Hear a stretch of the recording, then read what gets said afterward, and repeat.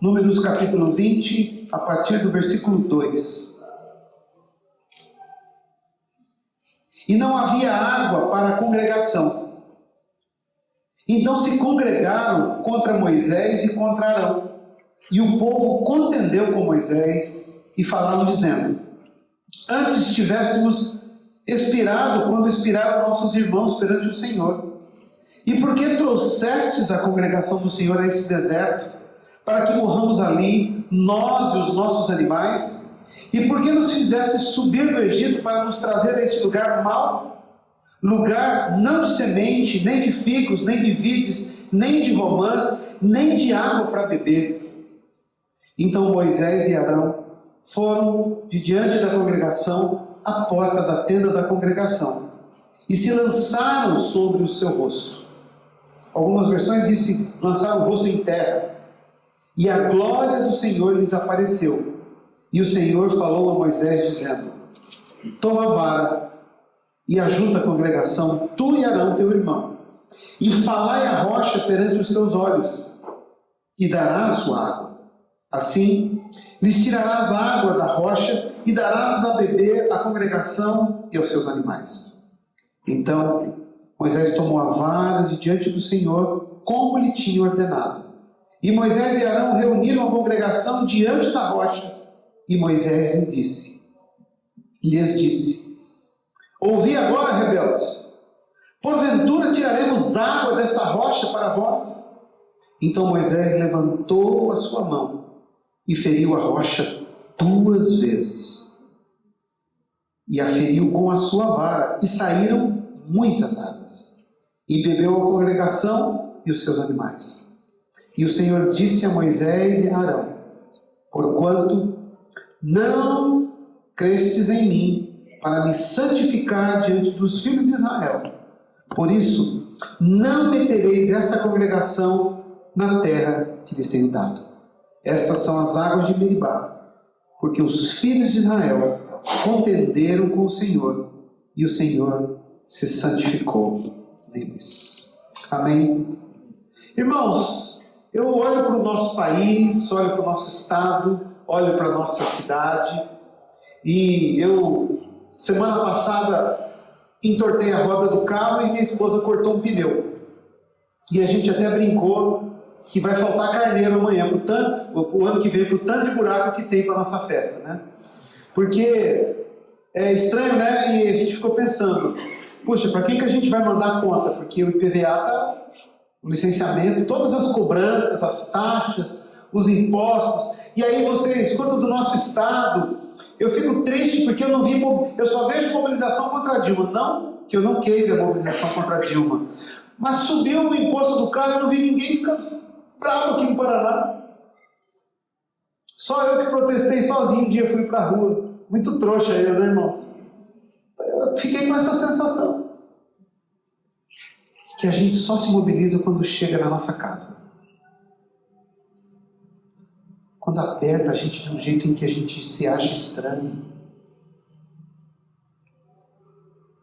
A gente estava vendo um monte de coisas erradas ao longo do tempo. Às vezes a gente está vendo um monte de coisa errada na nossa vida ao longo do tempo, e a gente está numa caminhada com Jesus e as coisas estão sendo visíveis. Imagina, irmãos, quase 2 milhões de pessoas andando pelo deserto. O deserto tem água, irmãos.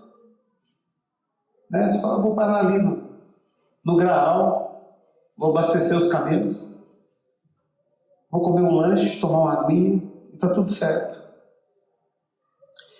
Esse era um momento em que aquela nação em construção estava vivendo uma crise.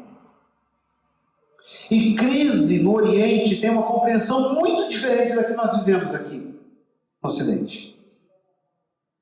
Crise aqui quer dizer colapso, conflito, tensão, deficiência, anormalidade. No Oriente, a palavra crise quer dizer oportunidade. Nunca, como dizia um suposto sábio, nunca antes na história desse país, nós tivemos tanta oportunidade de viver a manifestação da glória de Deus. Há 8 anos atrás, nós estávamos orando em uma vigília, e Deus ministrou meu coração, eu estava olhando assim, aquele mundo de de carros e motos. E alguns anos atrás, eu já tinha vivido uma coisa estranha naquela vigília. Porque nós chegamos naquela vigília e tivemos a sensação que não haveria ninguém na vigília. Porque o estacionamento estava vazio. Mas, para surpresa, quando chegamos lá, estava bombando. Não tinha lugar. E aí, um tempo depois, cheguei lá, vi o estacionamento bombando. Quando chegamos na vigília, poucas pessoas. A prosperidade, irmãos, coloca algo em nossa boca que é terrível. A prosperidade coloca na nossa boca uma coisa que se chama saciedade. Lembra o que a palavra de Deus diz através do salmista? A minha alma tem saciedade de ti? Sede. E para ter sede, irmãos, a gente precisa ter escassez. A gente precisa ir para o deserto. Eu não sou adepto da teologia da prosperidade, nem da teologia da miséria. Eu sou adepto do que a Bíblia nos ensina. E nós, como seres humanos, precisamos aprender a viver com o Senhor, como Paulo dizia, sem viver com Deus em qualquer circunstância. Não é o tempo só das manifestações e de reclamar. Mas eu fiquei imaginando, e a minha esposa brinca comigo que eu sou igual aquele desenho do Mundo de Bob, né? Eu fico imaginando as coisas assim, Às vezes eu venho para sair da devocional e falo assim, nossa, eu estou aqui curtindo, imaginando isso. Eu fiquei imaginando quase 2 milhões de pessoas no deserto. Sem água, sem sombra, sem protetor solar, sem nenhuma perspectiva, a não ser Deus. A não ser milagrosamente uma nuvem que vinha por cima, de dia, e um fogo que os aquecia de noite. Esse texto que nós lemos mostra essa saga de um povo que decidiu andar na direção que Deus apontaria. Por quê? Eles só se movimentavam quando a nuvem começava a se movimentar. E Deus estava falando comigo, e aí, você se movimenta como? Pelo dólar? Pelo euro? Pelo ouro? Pelo mercado? Pela chuva? Pelo sol? Meu irmão, uma primeira pergunta nessa noite, o que te movimenta? Você anda a favor ou contra a maré, sob a direção de quem? Quem nós somos, irmãos? Quem nós somos? Nós somos o povo que Deus está fazendo marchar até chegar o dia de entrarmos na terra prometida. E enquanto andarmos por aqui, haverá uma mescla, haverá tempos bons, tempos ruins, tempos mais ou menos, tempos que o Corinthians vai ganhar, tempos que o Palmeiras vai ganhar, tempos em que o Flamengo sai da zona de rebaixamento. Tem tempos macabros, irmãos. A Bíblia, pelo menos, ministrou ao meu coração sobre 3 coisas que ficaram seladas nesse texto. E eu queria que você saísse dessa celebração deliciosa. É sempre chovendo molhado falar isso, mas é bom demais ser ministrado por vocês. Eu estava ali curtindo. Estava bom demais poder cantar essas canções. Poder vivenciar essas verdades bíblicas. Nós somos a noiva de Cristo. E um pastor um dia falou para mim, rapaz, esse negócio não vai colar com os adolescentes. Imagina um adolescente todo bombadão falando que é a noiva de Cristo. Nós vamos ter que ensinar, porque é isso que a palavra nos ensina. Nós estamos nadando contra a maré. Nós temos que nos enxergar como isso mesmo. Porque a Bíblia nos mostra as coisas. E a Bíblia mostra, através desse texto, 3 ações que eu queria que você guardasse para a tua semana. A primeira delas está nos versículos 3 a 5, que fala que o povo contendeu contra Moisés e Arão. O povo foi reclamar. Você conhece gente murmuradora? Quando eu era criancinha lá em Barbacena, tinha um desenho Era do Lip e do Hard. Eram duas hienas. E uma delas, quando acontecia alguma coisa, ela falava: ó dia, ó céu, ó diacho. Você conhece gente assim? Não aponta, em nome de Jesus. Não olha para o lado nem dá o cutucão. Segura. Por quê, irmãos? Esse texto nos mostra que tem gente assim no nosso meio. Gente que não se compromete com nada a não ser murmurar. E aí, meu irmão, bom dia. Bom dia por quê? Olha o sol. Um sol de rachado desse, tá tudo suado já. Aí você encontra, tá com sombra. Bom dia, irmão. Que bom dia, podia ter sol, não tem. Tá aí uma sombra dessas, roupa tudo molhada. Não seca. Enquanto o irmão, bom dia por quê? Não está chovendo. Aí reclama quando chove. Tem gente que nunca está satisfeita com nada. Ela adotou um estilo de vida, e o interessante é que pessoas assim não se dão conta que estão vivendo isso. Por isso precisam caminhar em comunidade.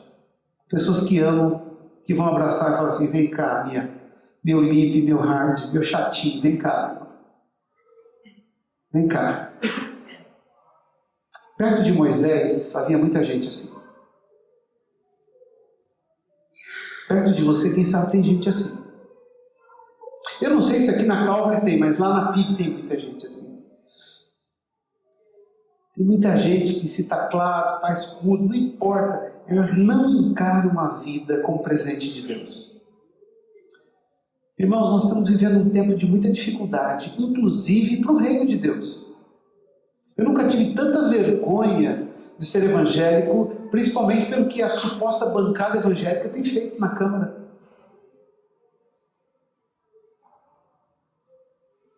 Vivemos uma crise de moral.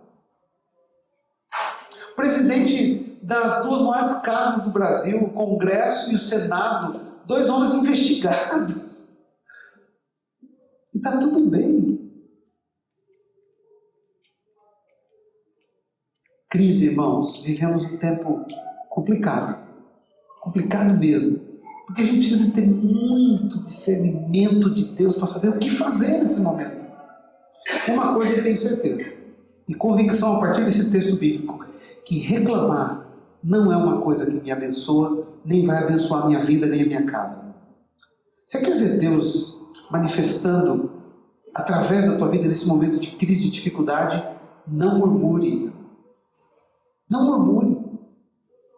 Não fique reclamando da vida. Acorde se estiver chovendo e fala: glória a Deus, aleluia, porque meu sapato está furado e eu vou pisar nessa água. Porque o povo lá de São Paulo estava desejando isso.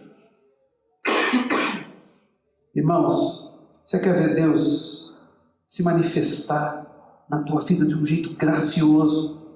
Não seja o portador ou a portadora da murmuração, mas seja alguém que traga boa nova.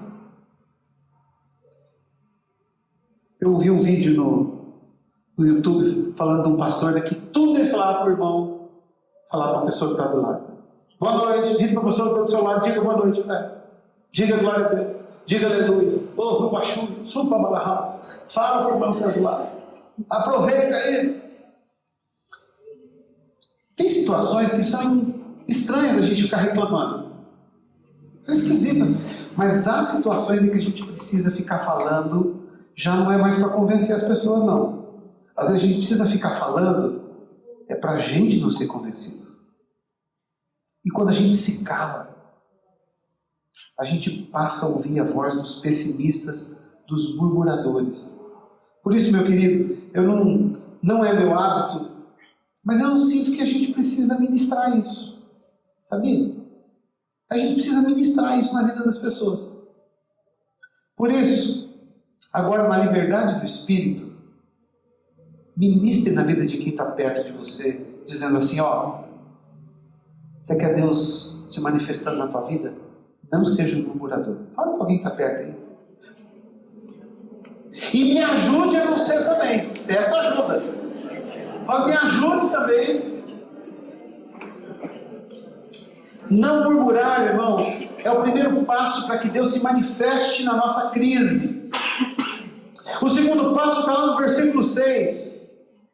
A Bíblia diz que Moisés e Arão saíram do meio daqueles reclamões, daqueles murmuradores, e foram para a tenda da revelação. Se a gente ficar no meio de pessoas que ficam ali no nosso ouvido, a gente vai ficar igual. Se a gente ficar andando com aquelas pessoas que são só pessimistas, negativistas, e ficam olhando tudo, vai virar um caos, a gente volta assim, a gente é contagiado por isso. De repente, Moisés e Arão não suportam mais isso e saem do meio do povo. Saem de perto de pessoas que ficam fazendo isso. Quando a coisa aperta, você procura quem, irmãos? O gerente do banco? Teu pai, tua mãe, teus amigos? Ou você vai para o trono de Deus? Quando a coisa aperta, você põe o despertador para pelo menos meia hora mais cedo. Você fala, estou precisando orar mais. Estou precisando... E oração, né, irmãos, é via de mão dupla, né? Eu falo com Deus, mas eu também invisto um tempo para Deus falar comigo. Porque tem irmãos que falam bastante com Deus, mas ouvem quase nada, né?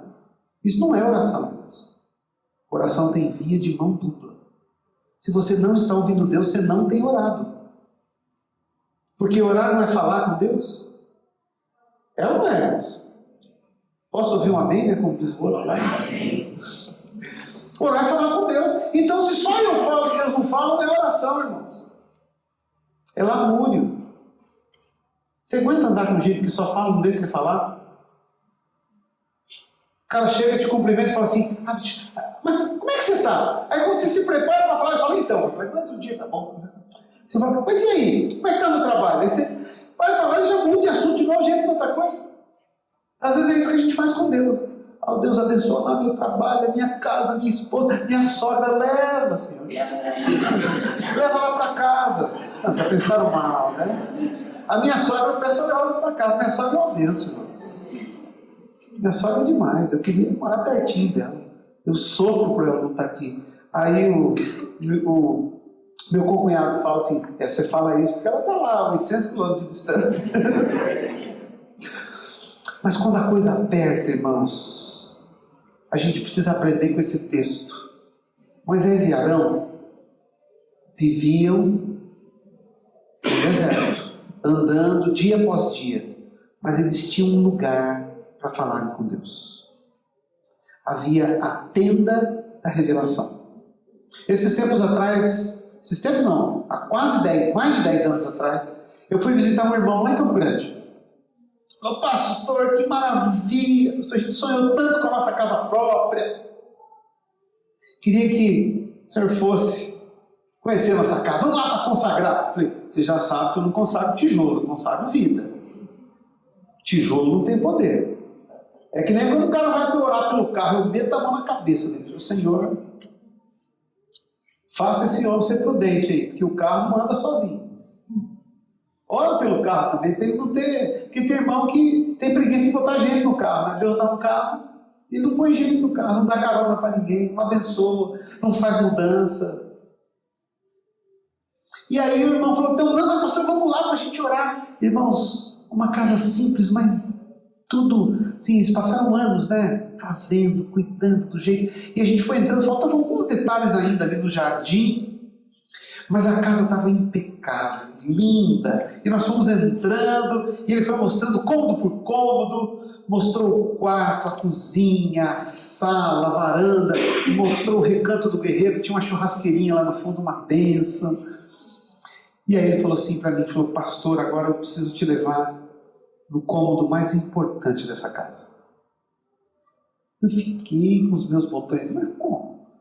Ele já mostrou a churrasqueira, já mostrou a sala, mostrou o quarto dele. Mas o que pode ser mais importante? E aí ele vai e abre a porta. Quando ele abre a porta, naquele lugar havia um tapete bem grosso, algumas almofadas, uma poltrona, um abajur, uma Bíblia aberta no canto. Falou, aqui, pastor, é a sala de oração. Irmãos, eu queria sumir. Eu queria morrer. Aquele cara tinha entendido, irmãos. Ele separou um espaço na casa dele. Ela falou, não, eu tenho qualquer espaço. Conversa fiada, irmão. Quem fala isso não tem espaço nenhum. Né? É só olhar quantas TVs a gente tem em casa. Quantos computadores. Para ver o que de fato é importante para nós. Falou, TV só na sala, pastor. A gente precisa aprender a andar junto. Escolher os canais. Nada de filho indo para um lugar, o pai para o outro, não. Aqui é junto. E só assistir TV depois do culto doméstico. Como é que é o culto de vocês? A ler a Bíblia, cada um lê e ensina do jeito que enxergou. O filhinho mais novo lê lá do jeito que ele entende. O que você entende? Eu entendo que Jesus é bom, aleluia, é isso aí. Agora ora pelo papai. Aquele homem simples, que Deus o honrou com aquela casa linda, me ensinou uma das lições. Nós temos que ter espaço na nossa vida para clamar a Deus, irmãos. E espaço físico mesmo, sabia? Não estou falando só de espaço. Às vezes a gente não tem canto, a gente não tem um local, a gente não tem um lugar onde a gente busca. É uma coisa interessante, irmãos. Eu, durante o meu tempo de seminário, 2000, eu fui fazer uma pesquisa no seminário de campo e na turma sobrou para mim, a primeira pesquisa que eu fui fazer, eu passei 3 meses trabalhando como espião, aluno, na Igreja Universal do Reino de Deus. Me apresentei e falou, sou universitário, estou estudando, quero conhecer vocês. É possível? É possível. Uma coisa interessante, irmãos. Você já viu alguma igreja universal fechada? Ela fecha de noite. Mas ela passa o dia inteiro de portas abertas. Eles têm muito a nos ensinar, irmãos. E a hora que você chegar, experimenta. Passa lá e entra. Vai colar alguém. Se chegar um homem, vai encostar um homem e vai orar por você. Não dê nada para ele, mas deixa ele orar. Você bobear e leva tudo. Ele é bom nisso. Se for uma mulher, vai chegar uma outra mulher e vai orar por você. Eles entenderam, irmãos. A gente não pode botar todo mundo no mesmo saco. Tenda da revelação. Primeiro passo para Deus manifestar na minha crise, não. Segundo passo é clamar a Deus, irmãos. É com Deus que as coisas se resolvem. Aquela família que eu visitei tinha tenda da revelação. Eu separei depois disso, por onde eu tenho passado, onde eu moro não é tão grande, mas a gente separa um canto em que não tem rádio, não tem TV, não tem computador. É um canto nosso, para mim e para minha esposa, para nós orarmos, cantarmos, louvarmos a Deus, sem interferências. Você tem que ter esse tempo na tua vida. Não adianta ficar falando da Dilma, do Beto Rich, da prefeita, do vereador. Não adianta falar de um monte de coisas. Você pode discutir essas coisas, mas se você não tem lugar da tenda da revelação, como é que Deus vai falar com você? Se você não tem o seu tempo de intimidade com Deus, senão a gente vai ficar ouvindo o tempo todo, né? Irmãos, já tem umas 2 semanas que eu quase não vejo jornal, não ouço e não leio. Terrível. Está difícil. As notícias não mudam. Aí o dia que eu abri para ler um jornal, estava lá a foto do menininho sírio morto. Acabou com a minha semana. Porque há 3 anos atrás, eu não sei quem lembra, foi encontrado na praia uma mãe com um bebê de colo, morta também. Eu me acabei, porque eu não fiz nada. Nem orar por eles eu orei. Aí eu oro assim, a Deus abençoa a Cia lá, né? Que aquele baixar lá, suma do mapa. Clamar a Deus nos faz entrar na dor do outro. Quando a gente começa a entrar com frequência na presença de Deus, e Deus tem me incomodado, eu falo: Deus, se o Senhor quiser, e eu sou bom de cama, viu, irmãos? Eu deito e durmo mesmo. Não tem esse negócio. Os caras ficavam falando para mim: pastor, precisa ir na vigília, preciso passar a madrugada. Eu falei: olha, irmãos, eu tenho dificuldade com isso. Eu não preciso de muitas horas de sono, não. Mas eu gosto de orar, viu, irmãos? Eu gosto de orar. Eu passo um tempo com Deus, eu não estou fazendo média espiritual, não. É por sobrevivência, entende? Não é por ser melhor. Sobrevivência. É tanta coisa acontecendo todo dia na igreja. É tanta... Se a gente for abrir o coração para os membros da igreja, o povo sai correndo. A carga que a gente recebe todo dia de informação, a vida das pessoas que a gente está lidando o tempo todo, se a gente não estiver conectado em Deus, já era. A gente é consumido. Não murmurar precisa ser o nosso estilo de vida. O segundo passo para Deus se manifestar na crise qual é? Clamar a Deus. Ministre na vida da pessoa próxima a você. Ministre que quando a coisa apertar, vá para a tenda da revelação. Sai do meio do povo que só fica reclamando. Esse é um passo que a palavra nos ensina. E por fim, irmãos, versículos 8 a 12 nos mostram que a nossa natureza humana é terrível, né? Por quê? Agora eu aprendi com o pastor lá. Para de reclamar, rapaz! Em nome de Jesus! Tem irmão que vai ficar poderoso aí, né? O cara começou a reclamar e já para a mão da mão e falou: tá amarrado, você para com isso aí. E aí, adota o passo. Não, para de reclamar. Eu conheço muitos irmãos que pararam. Pararam mesmo. E aí começam a observar que tem outros irmãos que vão orar. Começam a orar. E aí acontece algo extraordinário quando a gente ora. O que acontece, irmãos? Deus fala. E o texto mostra que Deus falou. Vocês estão no deserto, o povo está reclamando: você trouxe a gente para morrer aqui. Deixa tivesse largado a gente lá no Egito. No Egito estava bom. Tomar aquelas 50 chibatadas por dia. Fazer tijolo que não dava mais. Não receber salário. Era bom demais. Agora estou aqui no deserto. Mudaram. Pararam de reclamar. Deus começou a falar. O detalhe, irmãos, é que na maioria das vezes, se a gente não ficar muito atento, Deus fala, mas a gente não obedece. Deus fala. Pedi, dá-se-vos-á. Buscai, batei, todo que pede encontra, todo que busca acha, todo que bate a porta será aberta. Mateus 7, 7 e 8. Se a gente fizer, vai funcionar, irmãos. O detalhe é, depois que Deus fala comigo, qual é a minha atitude? Moisés mostra algo estranho para a gente.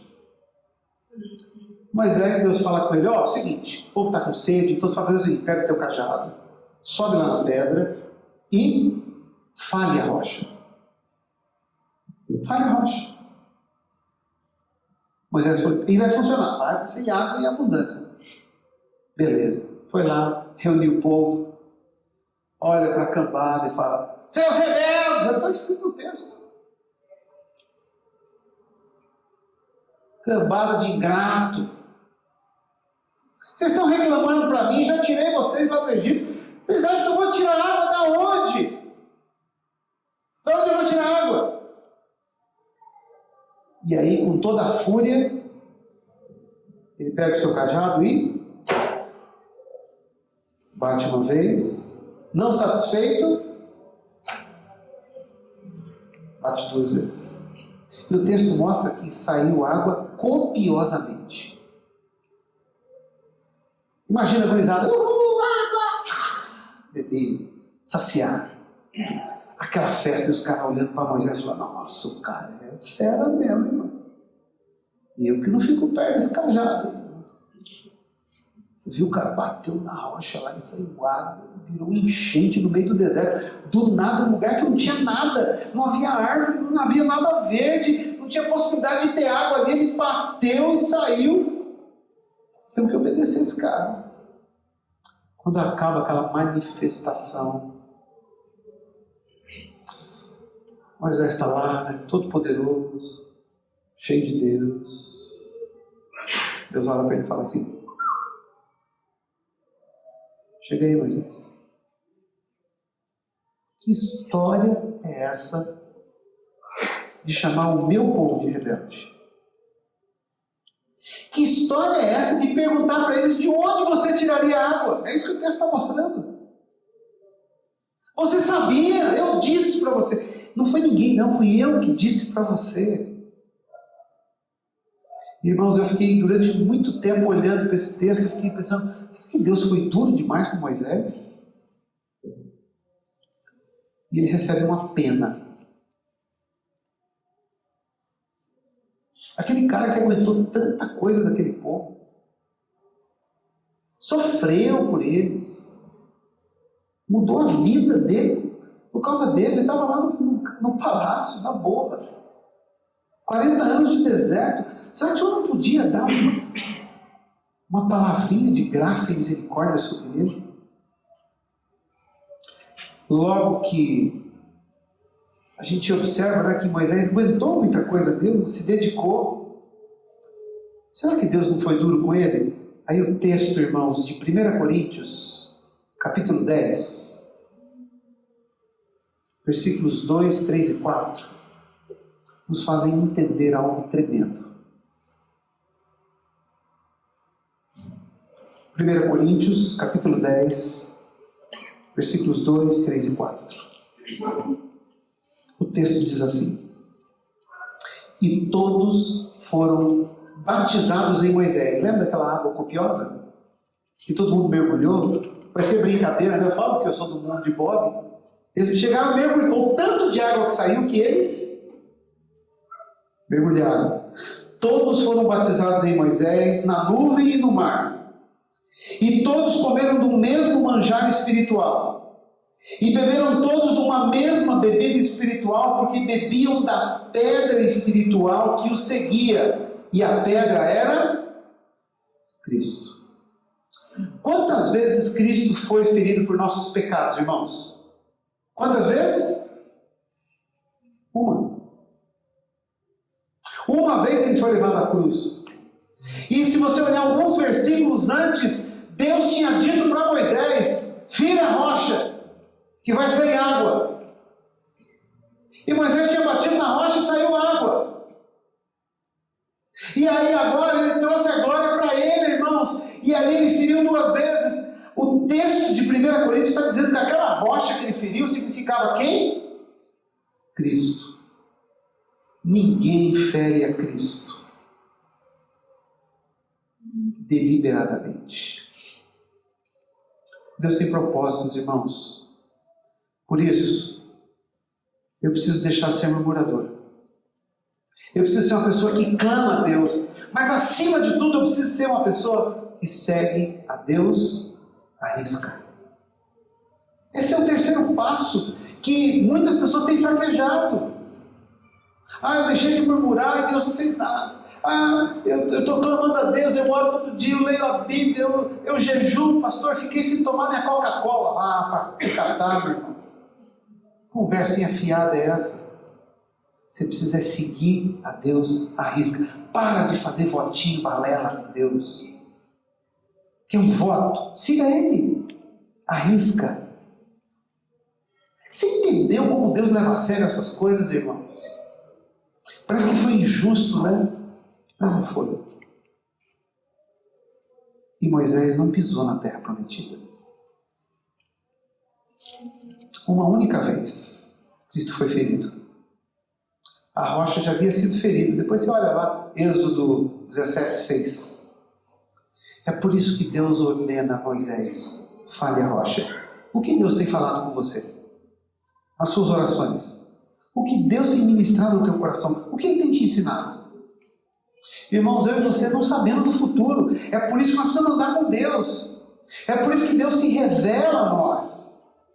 Ele nos ensina o que fazer, como proceder. Seguir a Deus à risca é um diferencial que faz muita gente pisar na terra prometida e alguns só avistarem. Você quer sair de uma crise espiritual? Você quer sair de uma crise relacional, crise emocional, crise financeira e aproveitar as oportunidades que Deus tem? Você quer ver a glória do Senhor sobre a sua casa, sobre a sua família, sobre a nossa cidade, sobre os seus negócios, sobre o nosso país? Quando a crise bater na sua porta, não murmure. Quando a dificuldade bater na sua porta, clame a Deus. Quando as intempéries da vida chegarem, siga o que Deus já te disse. Essa é a única garantia que nós temos, irmãos. E é só em cima disso que Deus tem responsabilidade. Eu costumo sempre dizer para os meninos lá na igreja, entre o homem de Deus e a palavra de Deus, fique sempre com a palavra. O compromisso de Deus não é com o homem de Deus. O compromisso de Deus é com a palavra dele. É com homens que seguem a palavra. E nós, como homens, às vezes, escorregamos. É por isso que o nosso foco é a palavra. O compromisso de Deus é com ela. E Ele não pode negar o que Ele prometeu, o que Ele disse. A Bíblia diz que Deus não é homem para mentir, nem filho do homem para que se arrependa. Se Deus disse, Ele vai cumprir. Que Deus nos abençoe, irmãos. E nos dê forças suficientes em graça e em amor para colocarmos em prática a vontade dEle. Falando em seguir a Deus à risca, é por isso que nós estamos aqui. Eu queria orar com vocês, pela sua semana, pela vida dos seus pastores, a sua vida, pelo seu caminhar com Deus. Não dá mais para a gente viver, pecar, apelar, não sei, não vai. Tem irmãos que dá vontade de meter um pedal neles, um pedal Raulino. Não vai.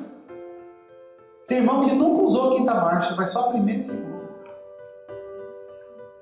A vida não decola, é um Boeing, dá para voar, decolar com o Senhor, mas vive rasteiro, porque reclama, porque não clama, e porque reclama e não clama, jamais seguirá a risca. Que o desafio da palavra de Deus sobre nós para essa semana seja um renovo, seja um manifestar de Deus. Quando você estiver assistindo o jornal essa semana, desliga e ora. Apertou em vez de ficar angustiado. Nossa, o dólar vai bater 7 dias. Hoje, desse jeito. Show de ouro. Ora, meu irmão. Olha que uma palavra de Deus muda tudo. Eu quero orar por você. Já que uma palavra de Deus muda tudo, que ele lança essa palavra sobre mim e sobre você.